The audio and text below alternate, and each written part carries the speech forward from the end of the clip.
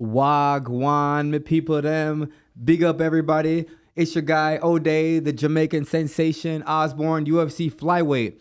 And speaking of, look, bigging up everybody, we're going to big up the Twisted Steel Bull. PBR just had their bull come over, and Dana White bought a bull and brought it to the UFC. It was such a great time getting to see a bull up in person because, you know, Black people, we don't mess with wild animals.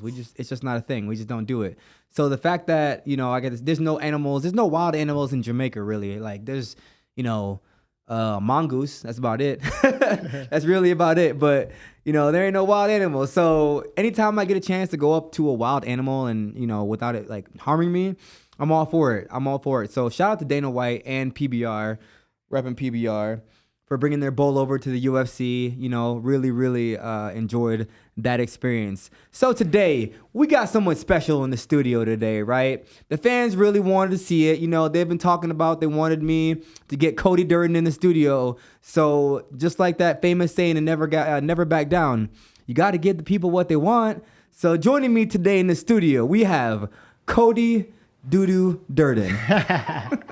All right, you going there. I see where you're going with it now. I'll still beat your ass, though. Nah, man. That's a dream. A dream that someday you'll wake up from upside down. All day, with the ref looking over you like, oh, man, hey, you got knocked out, but this was the most exciting fight you've ever been in with O'Day Osborne. You're bringing a baseball bat, huh? That's the only thing that's going to happen. Man, that's a negative, man. So I see you got a fight already. You just fought on the same Nashville card as me, which, congratulations, by the way. Congratulations. Good fight. I see you have a fight coming up. Can you want to talk to me? Who do you have and when is that date? December 16th versus Tagir Ulanbekov. Okay. I reached out to the UFC. I was like, yo, I want O'Day. Mm-hmm. And they were like, he's too tough, huh? You're a little bit past him right now. So they said we'll give you Tagir Ulanbekov. And so that's what I did. You know, I took the fight versus him. So what's that camp like preparing for Tagir? Because he's more of a wrestler, right? Yeah, I think so. Or is he a wrestler or is he a striker? No. He's a little bit of both. He's a little bit of both. He's a well-rounded fighter. Yeah, well-rounded fighter. Do you know what his record is right now? 14-2, I think. He lost to Tim Elliott. That's right. He's 3-1 in the UFC. Oh, that's right. Yes. See, you got off easy that giving you Tagir, because if they had said that you were gonna get me, man, I would have. Ooh. Well, hey, you can always be the backup fighter. You know what I mean? Hey, don't tempt me with a good time, because that's why you got to stay ready. That's how I got on the card you fought on. The Nashville card. You know, a 2.5 week notice. Shit. Tagir pulled out. Yeah. I stepped up and showed out. And you know, I hope Tagir shows up. You know, he's pulled out of 6 fights in 3 years. No, I know. Crazy. That's gonna be if you win that fight. Hopefully you win that fight. That sets you up for at least a top 10. Yeah. At least. I would assume so. You know what I mean? 5-fight win streak. Yeah. He's ranked number 12. Yeah, that should set you up 15 or top 10. Is there somebody that you're kind of eyeing in that division? Not in particular, you know. In that top, not right now. You know, like I always just focus on the guy I got. Yeah, you know, that's like true. I talk a little bit, but as soon as I get locked in, you know, I'm locked in. I ain't worried about nobody else. That's all the rest of that's outside noise. Yeah. And the only thing that matters is showing up on fight night and getting your hand raised. No, that's 100%, man. And there's so many other things. And I should know this being a fighter too. You know, I hate when people ask me that shit too. So my bad. But there's so many other things that, you know, go into that the X factor, right? You do everything that you possibly need to do. And you have to perform perfect on fight night. If one thing isn't in line with everything, like your training and your mindset, your fight game, everything, your weight cut, then you're off. You have an off night. Exactly. So, and hopefully, you know, you get the good training in, and you know, reach out, get outside your comfort zone. Yeah. That's what I did. You know, training with Calvin Cater, Rob Font. Man, we've been grinding, dude. Look at my face, bro. Like, I'm scratched up. You know, sparring 3 times a week. That's how you gotta do it, though, man. Yeah, that's how you gotta do it. Even when we're done sparring, you know, after the two sessions, we've been running 4 miles that night. So it's just like, man, it's a pace that I'm pushing right now. But at the end of the day, you're tired and you wake up and you're refreshed. You know, you just make sure you stay on top of your recovery at the PI and just grind, man. Yeah, That's and where are you training out of right now? I train out of American Top Team, Team Lima. Okay, in Georgia. Who's out of that gym so far? Name some of the guys that, because I know Carl Williams. You know, shout out to Carl Williams. If you guys haven't heard of Carl or haven't looked up Carl is dope, man. I like that guy a lot. His personality, he's super genuine. Yeah, you know, I fuck with Carl Williams heavy. Yeah. Carl is such a dope guy. Yeah, he's a good dude. Who else you got? Went to high school with Carl. So. Oh, for real? Yeah. How did you? Were you and Carl always friends since high school? We were kind of enemies, and then, really, you know, we didn't get along too good. But then he reached out to me, I guess, when I was 28 years old. Why not? Why didn't you guys get along? Man, he was just a monster, and I was the small guy. You know, nobody messed with Carl. You know what I mean? And so Carl always fucked with me, and so I was the type to, you know, always stand up. I've always been like a little rowdy motherfucker. Yeah. So we just didn't, you know, see eye to eye. We were on the same wrestling team. We won 2 state championships together, and then he reached out to me when he was 28 years old, which was 4 years ago, and was like, yo, I want to start training. And then I invited him to the gym, and he fucking never left. And now he made it to the UFC in 4 years, that's dude, crazy. Which is unheard of. And that just tells you what kind of athlete he is. Yo, you know what I mean? What high school did you wrestle at? Eastside High School. And you guys were a state champion, or individual? Two-time team state champions. So we had a good bond, you know what I mean? But y'all didn't get along in high school? How does that work? I've never met anybody that was like, yeah, man, you know, me and my wrestling teammate in high school, we just didn't get along. It's just, that never worked. Yeah. I mean, I guess it was just like, we're both immature as hell, you know what I mean? We were kids. High school, you know what I mean? Yeah. So, but we also got Trayshawn Gore. You know, I'm with Diego and Douglas Lima. Yeah. And we got a good little squad team there. A good little squad. That's what's up. Then I go to Coconut Creek, Florida, and train there for my training camps. Okay. You know, secluded by myself. That's what's grinding. I'm just trying to. I'm trying to find out every spot you train at, so I know where to show up to beat your ass. I already showed up to your gym at Extreme. That's not my gym. I train with Dewey Cooper. Oh, well, same difference. I'm right down the road. You know where to find me. We run the mountains, man. If you ever want to run some mountains, man. If you ever down for some mountain runs, you know, Mount Charleston. It's good. It's that elevation training, man. You sure you want me to take you out in the woods, bro? You might not come back. Yeah, you're right. With your people, I don't know. You're right. I've seen what happens to black people in the woods, man. I don't know. I don't think so. I'm gonna pass. I don't want you to take me out into the woods, because I've seen what happened to my people when we go out into the woods with the white man. Man, hey, you don't know. I'm more of outdoorsman than you are. Come on, you don't know nothing about the woods. See, but here's the difference. You ain't never killed an animal in your life. Here's the difference, man. Y'all from the woods. See, I'm from Jamaica. We're from the jungle. There's a big difference between the woods and the jungle. There's a big difference, man. The woods got, like, I don't know. The woods got voodoo and demons and some ghosts and scary white people. The jungle got Mowgli and the animals and you know what I'm saying, berries and fruits and peaceful shit. I got you. Yeah. So what's next for you? What you doing? So I'm trying to. You got both feet in, or 1 foot in, 1 foot out? Which one? Nah, man. I'm trying to stay on my managers about getting me a fight, but the problem is, you know how it is at 25. Everybody is always saying, "Oh well, that's not the fight we're looking for right now." All the camps that you send a message to, they're like, "That's not the fight we're looking for right now." You know what I'm saying? It's frustrating at 25 because there's not a lot of guys in our division. There's not a lot of bodies in our division. You know what I'm saying? So I think over time, when they keep adding more 25ers, it'll be easier to get fights. I'm really hoping I can get on either end of November card or a December 16th would be ideal. Yeah, that's the card I really want to get on. You know, I had a really bad, you know how it is, really bad weight cutting issue. So I took some time off after my last fight, you know, just to get my organs back. My last fight, the weight cut was terrible. It was a me problem. I did something stupid that I never normally do, you know what I'm saying, with my diet, but that's all good. So took some time off to just heal my organs up. My organs suffered after the last fight, that last cut. So I'm trying to, man, I really just want to get one more fight. This will be my third fight this year, which would be perfect for me. You've had what? This will be your fourth? I think this is my third. Third, yeah. 3 fights is money. 3 fights is money. And speaking of fights, who do you see winning the Pantoja and Brandon Royval? Man, and I'm going with Pantoja, man. Okay. Yeah, I mean, he wasn't even 100% in that fight. So with Brandon Moreno? No, not Brandon Moreno. When he beat Brandon Royval the first time. Oh, the first time. He wasn't even 100%, not even close, bro.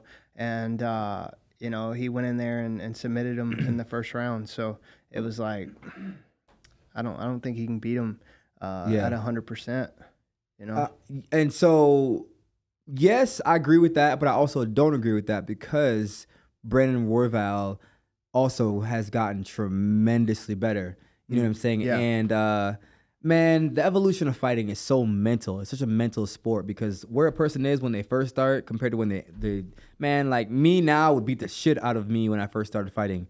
And it's not anything to do with my physical strength. It's just mentally. You know what I'm saying? You just obtain a new level of mental strength that your first self didn't have. Yeah. So we will see. That's one of those fights where I don't know because of the way Royval has been handling these dudes, and I just don't. I gotta see it. It's one of those where I don't know. It's one of those things where I just don't. That's gonna be a good fight regardless. I don't know. Can Royval keep the same pace that Pantoja has? Because Pantoja has a disgustingly sound pace. His pace, he just goes and goes and goes and goes and goes and goes for 5 rounds. And the thing about, Pantoja, he that what we've seen in the cage is he can take shots. Yes, it's true. He can take shots and he'll take a shot to give you 3 or 4 shots. And the thing about him, he can grapple, he can wrestle, he can strike. And obviously he's got the cardio. His pace is so high, so I think he's going to overwhelm Brandon Royval, and it's going to be end still. Okay, that's what's up. See, I'm going to go the opposite route. I'm going to take Brandon Royval just because for me it is the distance control that he has. It's the reach advantage that he has and his jiu-jitsu.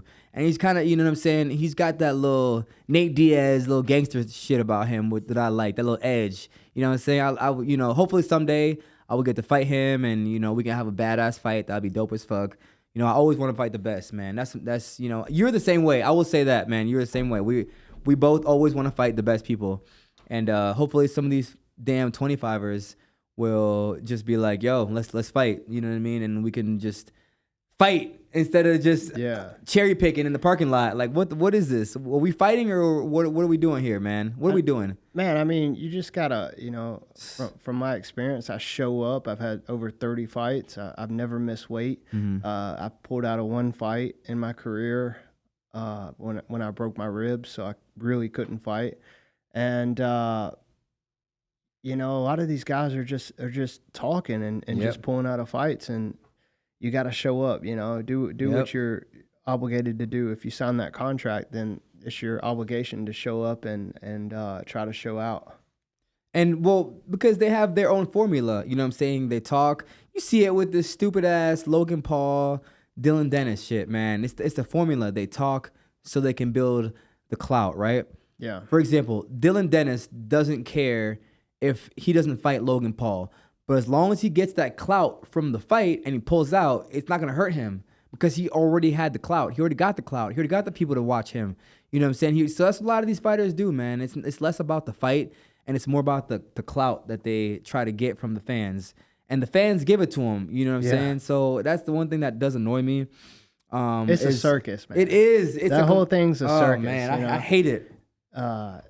But it's entertainment at the end of the day. Yeah, that's true. What Dylan did, he exposed this fiance, bro. Yeah, I mean, he went complete savage, bro. That's true. That you know entertainment, man. I'm just like, see, but I get it too. But at the same time, man, like that's boundaries for me. I would never talk about your girl. You know what I'm saying? I would never talk about your wife. I would never talk about your kids. I would never talk about your parents. You know, I'll make a joke. I'll say, you know, you redneck and you guys fuck your cousins and shit like that. But that's about it. But I would never go down. That's just like, in my book, that's disrespectful to talk about somebody. I don't care how much I don't like somebody. I would never cross that line of talking about somebody's wife or their kids. You know what I'm saying? That's just like, nah, man. Cody, there is no line. All right, there is no fucking line. Nah, we are man. fighting. You're trying to hurt me. You're trying to take everything from me. I am going to destroy you. And if you ain't been training hard like me, I am going to destroy you. You know what I mean? So 100%. You can say whatever you want, but you better fucking show up on fight night. You know what I mean? But then you got to bring that same energy. Come fight night. You can't come fight night and be like, well, you know what? I hurt my big toe. Yeah. That can't be the thing. You got to bring that same energy. You got to show up. You got to show up. And that is the problem. Yeah. You know what I'm saying? People will be like, yeah, you know, fuck your wife, fuck your kids. But on fight night or day of weigh-ins, they're like, oh, weight cut. I got to pull out. Like, come on, man. Yeah. Stop it. I've never pulled out of a fight ever. No, never. It's ridiculous. Like you said, it's a circus. I respect the actual fighters. I don't respect the how do I put this? The shit talkers. No. It's not even that. The ones that cross the boundary. Nope. It's not even. Yes, the ones that cross the boundaries, but the fighters that grew up with a silver spoon in their mouth. And they got on the scene by their clout. I don't consider Dylan Dennis an actual fighter. Me neither. I'm sorry. He's got mom and daddy's money. You know? That's what I'm saying. He lives in a high rise in New York off his dad's money. Exactly. You know? And he never shows up in fights. Never. So we'll see if he shows up tomorrow. I doubt it. And I doubt it. But that's the thing. That's what I'm talking about. I don't respect that kind of athlete. You know what I'm saying? I get it too. If you're an athlete out there and you've been putting in the work and you're trying to, you want to talk shit and go to that level, back it up then. You know what I'm saying? That's fine. Facts, but I don't respect that whole, I'm going to use my clout to step into the fighting scene and take the shine away from the real boxers. There's real boxers out there that's been putting in real work, but they don't get that shine.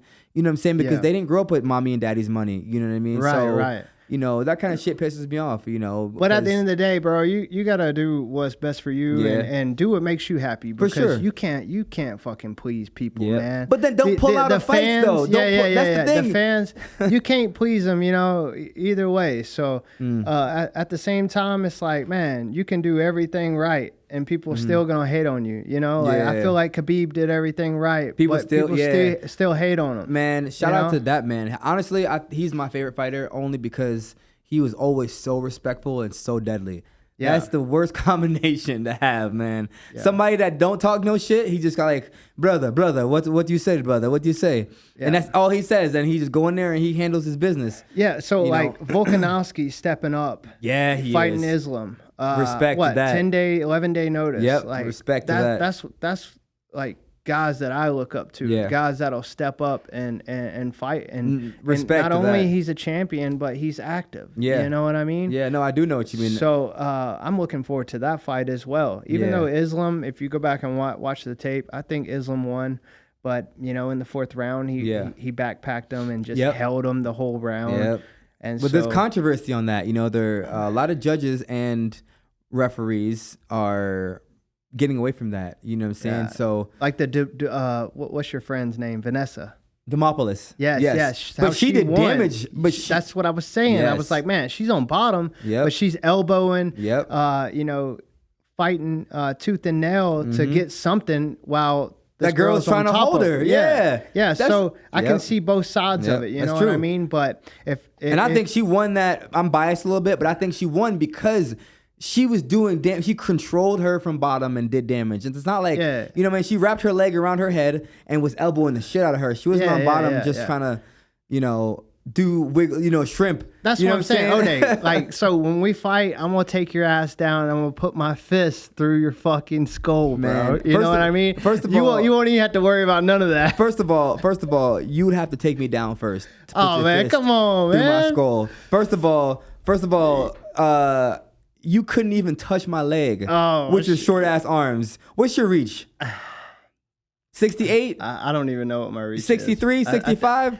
Man, you ain't giving me no credit. I got a 72 ass reach. It don't matter. 72. I have the longest reach at flyweight. You think reach don't matter when you're on your back, O'Day. It does when you get punched in the face. I said face. It does when you get hit in the mouth. The reach definitely matters if you know how to use it. If you know how to use that move, that's another thing why I'm picking what's his name, Royval, because he knows how to use his reach.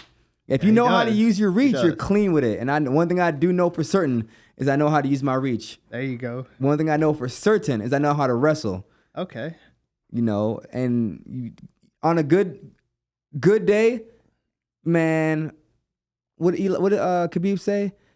If King Kong could make 125, brother, bring this guy. Yeah, he did. Yeah, hey, he did. But you got to respect that mentality, though, man. But hey, you know, with that being said, you know, it was a pleasure having you, man. A lot of respect. You know, we talk a lot of shit, but at the end of the day, it's business. Yeah. You know, me and Cody, we fighters. We're all fighting for the same thing, to provide for our girl, our wife, our girl, our mom. You know, our dad, our family members, kids, people that look up to us. Yeah, man, we want to build a legacy for us and a lifestyle. So facts. I'll still beat your ass, O'Day. Man, this dude. All day, O'Day. Hey, and then he woke up from that dream. Yeah. He woke up from that dream. I'll pick her up and beat you with her. Man. This dude funny. This dude. How much heroin did you have today? Heroin. How much heroin? How much heroin are you on right now? That's an odd question. Because you said you would beat me, so you got to be on some heroin or something. Shit. You got to be on something, because in your right mind, you never. That right hand right there, baby. What right hand? How many people have you knocked out? I think I've knocked out 5. Okay. 6. I'm not in sure. the UFC. I got one knockout. Who in the UFC? Who? Your buddy JP Boz. You did not. I smoked him in the first round. All right. Okay. I had him doing the chicken dance. Shit, he looked like a baby giraffe out there when I hit him. JP cut to 25. Okay, you could have put a feather on JP's chin and he would have been knocked out. All right. Oh damn! He ain't gonna like hearing that. No, he knows O'Day. that. Don't cut that, O'Day. No, I'm not gonna cut it. JP knows. He's cool. It's a weight cut thing. He cut to 25. I'm saying we cut to 25. That shit, man. He's big. Have you seen that motherfucker legs? Yeah. We'll go right hand for left hand, and we'll see. O'Day, I broke his orbital and his nose in one punch. Bro, imagine what I'd do to you. Man, I would put you to sleep in 3 seconds. I would stomp a mud hole through you. I would walk the shit out of you. There's no way in history. What are you gonna try to do to me? You gonna try to wrestle me? I wrestled. I was a 3-time state place winner in high school and a college national qualifier. How are you going? Man. Hey, Dana, set this up. Set this up, man. Hey, I'll make you a deal. O'Day. I'll make you a deal. Go ahead. Bro, if Tagir pulls out December 16th, okay, I'm gonna make sure I tweet you first and tell you to step up. Let's go. All right, that's a deal. That's a bet. That's a bet. Hey, I'm about to beat this man pretty, y'all. Look how ugly he is. Just look at how ugly he is. He got a face like the sloth from Ice Age. Look at his ice. Look at that, Sid. Show the people your teeth, Cody. Smile one. Oh no, God, it's a giraffe. That little turtle hump you put on Twitter was fucking hilarious. Hey. I can't lie. You got me there. That was funny. But yeah, man, I'm gonna let you get Calvin back to the airport. He's got to take Calvin Cater to the airport. Thank you for coming on the show. You know, much respect, for real. Thank you, bro. Thank you. Guys, appreciate the love, the support that you've been showing myself and Cody Durden and all the, other flyweights. We know we're the smallest weight class with probably the least fans, but we about to gain the most fans. We're gonna take off, all right? So that's all for today. This is Wagwan with O'Day Osborne. We got Cody Durden, and we are out.